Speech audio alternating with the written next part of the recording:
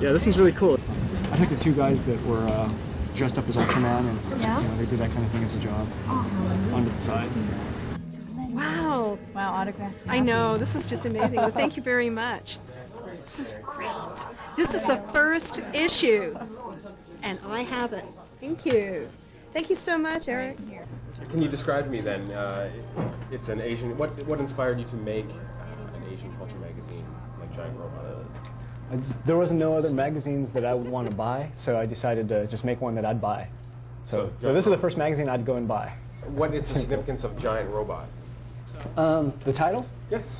Well, let's see, when I was a little kid, there was a show called Giant Robo, and it was about a kid with a watch who can control a big-ass robot, right? And that robot can fly and destroy planets and buildings and monsters. Okay.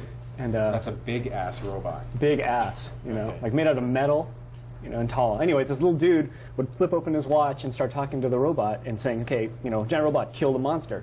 And the Giant Robot would get mad and kill the monster. What show was that? It was called Giant Robo in Japan. Oh, yeah? Yeah, but then you know, I added a T, and now it's Giant Robot. I mean, the magazine's got all kinds of crazy stuff in it. You know, whatever we want and whatever we're interested at the time. So, like, if we're traveling, let's say, we could write about our travels. I might even write about you. You know. Well. Take a dedicate a whole 1/16 of a page to me or something. Yeah, postage stamp size. And no, we just basically look for whatever we feel is interesting, you know, and that what we want to learn about. Because Giant Robot's about us learning too. You know, like I pick up a lot of information just from writing articles and researching that. Yeah, we shove it all in there and make an article out of it. Sometimes out of something that no one even cares about. This is long lost cousin, my good friend. Did you write it? We wrote it with my cousin. How has it changed from, let's say, the first issue to now? Has there been a significant change? Well, I know there's one that's you know really recent, but start from the beginning. No, the very beginning we were staple and fold. You know, like I barely knew how to use a computer, so I'd type articles on the computer, cut it with scissors, and paste it together, you know, on a piece of paper, and then we'd Xerox it and fold it all up, staple it. It was just so really handmade, and at the first run it was 240, and now we're up to like the 12,000 range. You know, you ever want to go back to those days? I'm thinking about doing another one that's just staple and fold. Yeah, you know, just for fun. Because after we finish an issue, sometimes there's nothing to do for a little while, and that's when I'm like, I get bored and I want to make another one. You tell me, or maybe I should just ask you, would this be considered an Americanized version of a manga? And you can tell no everyone way, else what a man. manga is. You can tell what is a manga. Okay, it's a manga. Manga. Yeah, manga. Okay, anyways. No, manga's like it's a Japanese comic book. It's usually a big, thick, like, you know, like a weapon of a book. Right. It's like 300 pages, and there's maybe like, maybe 20 different comic book stories in it. And we're not a comic book. No, you're not a comic book. No, but we're for people that like comic books, read our magazine. But, you know, no, we're not a manga. See, I mean, there is animation in here, though, so it does. Oh, you lucked out, man. You just opened the book and there it was.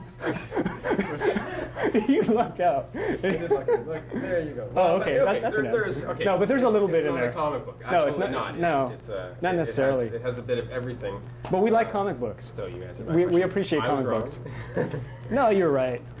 It's a manga. It's okay to say so. It's a manga. This isn't live. Any questions, anyone? How long does it take to put them together? There you go. How long does it take to put a magazine? Oh, a magazine? If we hustle, it takes about a month and a half.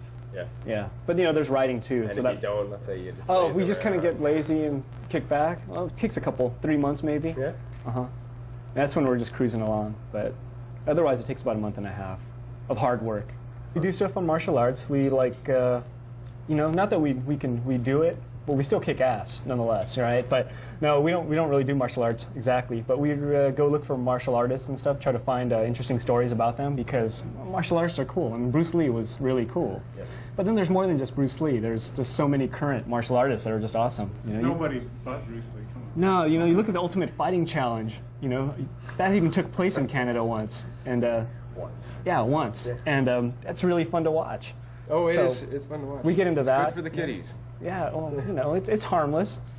And we like skateboarding, so... Incidentally, have you signed up for the Ultimate Fighting Challenge? Well, you know, I'm too light. But they're starting these weight limits, you know, weight classes. Let's see the arms. Let's see the arms. Oh, man, you just don't even know, man. One more time. Oh, I'm just kidding. I, for one, think you stand a chance. Oh, you know, it's And not you even, don't know unless you try. it's not about muscle, you know. It's not. It's about using balance. You got to know that balance is more important than muscle. I'm still getting used to balancing gravity and everything. Yeah, So totally. You saw that in the Ultimate Fighting Challenge, the 700-pound sumo wrestler lost to a guy who was about 250. Yeah. You know, so I'm 135. I can take on a 300-pound guy. So this is issue number 9. What is going to be in issue number 10, or issues coming up in the future? Where do you see the magazine going? It's going to go in a political, harsh direction. You know, we're gonna go anti-establishment and go to the backside of capitalism. Oh, yeah? And we're gonna attack the man. Well, we've been talking to Eric Nakamura, co-editor and publisher of Giant Robot Magazine. You can pick this up where? Where can you pick this up? You can pick it up at Tower. Do you have Barnes & Nobles up here? I'm not sure. We Okay. have chapters. You have chapters. It's there. It's Suspect at chapters. Video, It's at Silver Snail. Well, you know where it's at. Oh, you just told me. Yeah, and I'm reading your mind. And look for it on more newsstands because we just picked up a Canadian distributor. So hopefully we'll get into HMV. Excellent. Well, thank you very much for talking to us. I'm Ken Enlow with The Scene.